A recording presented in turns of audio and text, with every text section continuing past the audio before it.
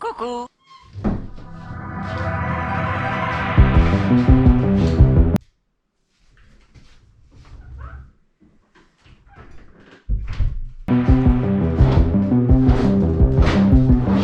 Salut tout le monde, on se retrouve enfin pour 2 threads d'horreur. Je vous préviens dès maintenant, ils sont courts, mais franchement, ils sont vraiment badants.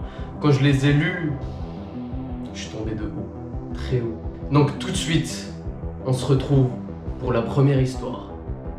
Mais avant, générique.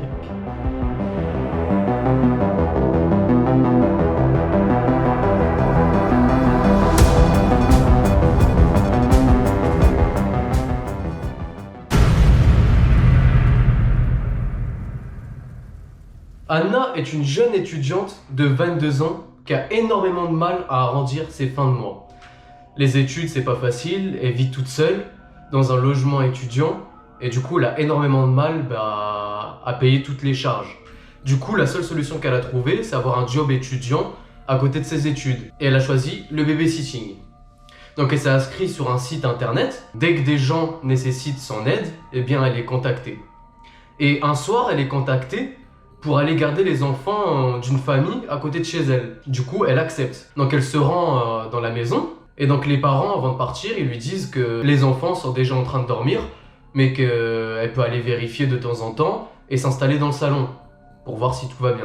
Donc du coup, c'est ce qu'elle fait, elle dit au revoir aux parents, elle va dans la chambre des enfants, elle vérifie que tout se passe bien, ils dorment paisiblement, et du coup, elle se rend dans le salon, elle met la télé tranquillement et elle commence à réviser ses cours. Elle perd pas de temps. Donc elle révise et là elle reçoit un appel, un numéro qu'elle connaît pas. Donc intriguée, elle répond. Et là, elle entend des respirations. Donc elle se dit c'est quoi cette blague? Et elle raccroche. Elle reprend les révisions sans faire attention à ça. Et on l'appelle une deuxième fois. Le même numéro. Donc elle répond. Et une fois de plus, elle entend les mêmes respirations, mais encore plus fort et plus intensément. Donc là, elle commence à se poser des questions. Elle se dit, ouais, ils abusent si c'est vraiment un canular. Et elle raccroche. Et on l'appelle 2 minutes plus tard une troisième fois. Et les respirations se font de plus en plus fortes. Donc là, elle commence vraiment à avoir peur et stresser. Elle se dit, si c'est un canular, là, c'est vraiment chaud, quoi. Et donc, elle appelle sa meilleure amie. Et sa meilleure amie, elle commence à la rassurer, elle dit ouais mais même moi des fois je reçois, ils appellent des gens au hasard, ils font des canulars, ils sont vraiment immatures, prêtent aucune attention à ça et décrochent pas. Donc elle écoute ses conseils, elle prête plus attention aux appels, sauf que la personne va l'appeler une 4e fois, une 5e fois et une 6e fois. Donc là elle commence vraiment à avoir peur. Imaginez, vous êtes là, vous gardez des enfants et on vous appelle 6 fois, personne parle et vous entendez des respirations bizarres. Donc son seul réflexe, et que je pense que ça aurait été le réflexe de tout le monde, c'est d'appeler la police, parce qu'elle est toute seule, elle peut demander de l'aide à personne. Et donc c'est ce qu'elle fait. Elle appelle la police, et la police va prendre l'appel très au sérieux, parce qu'ils voient qu'elle est vraiment en stress de fou, donc ils voient que c'est pas une blague quoi. Et donc ils lui disent de passer son numéro pour qu'il puisse tracer les appels et entendre les appels en direct. Et donc c'est ce qu'elle fait. Elle va être rappelée une 7e fois. Et donc en même temps, la police va écouter l'appel. Et donc après l'appel, 2 minutes après, la police va l'appeler, parce qu'ils auront écouté l'appel. Et là, ils lui disent « Sortez immédiatement de la maison. L'appel vient de l'intérieur de la maison. » Rien que de le dire là, j'ai des frissons. Imaginez, la police, elle vous dit ça. Ça veut dire qu'il y a un fou dans la maison où elle garde les enfants. Un fou qui était là, qui l'a appelé 7 fois en respirant fort. Ça se trouve, c'est un meurtrier, un violeur, un psychopathe. Vous pouvez vous attendre au pire, parce que là, ça se voit que c'est pas une blague.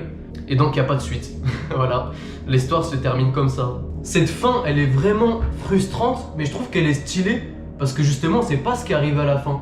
Ça se trouve que le psychopathe meurtrier, ce fou, il peut être maintenant chez vous, ou il peut même être chez moi. On sait pas, et c'est ça qui est vraiment... je trouve bien.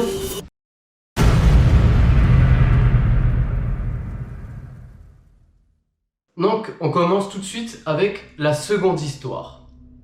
Cécile est une jeune femme de 28 ans.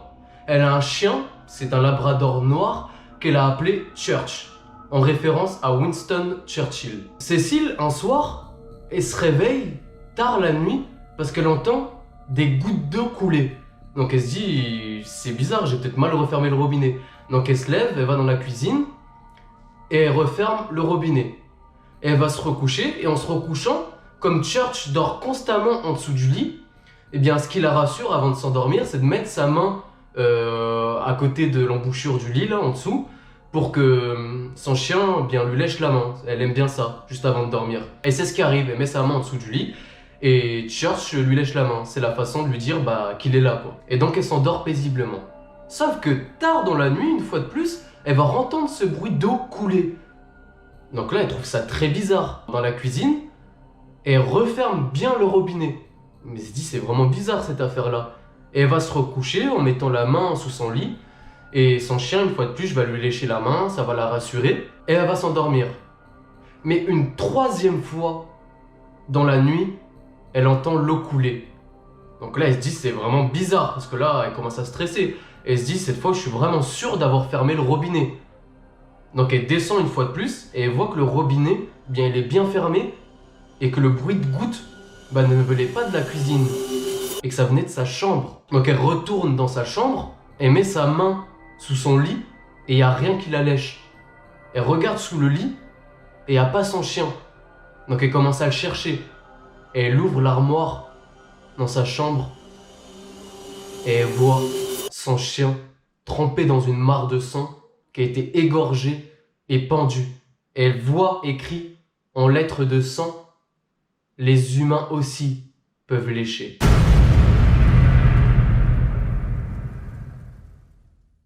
Très badante cette histoire aussi. On s'attend vraiment pas à une fin comme ça.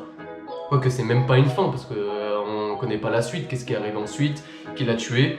Mais là encore, je vous laisse imaginer la suite. Mais c'est deux histoires vraiment badante. Si vous avez aimé le concept, n'hésitez pas à lâcher un pouce bleu. Ça prend 2 secondes et ça m'encourage vraiment. À me lâcher un petit commentaire de choses paranormales que vous ayez vécues ou un petit commentaire pour m'encourager à continuer si vous aimez bien ce concept. Et moi, je vous dis à la prochaine pour une prochaine vidéo.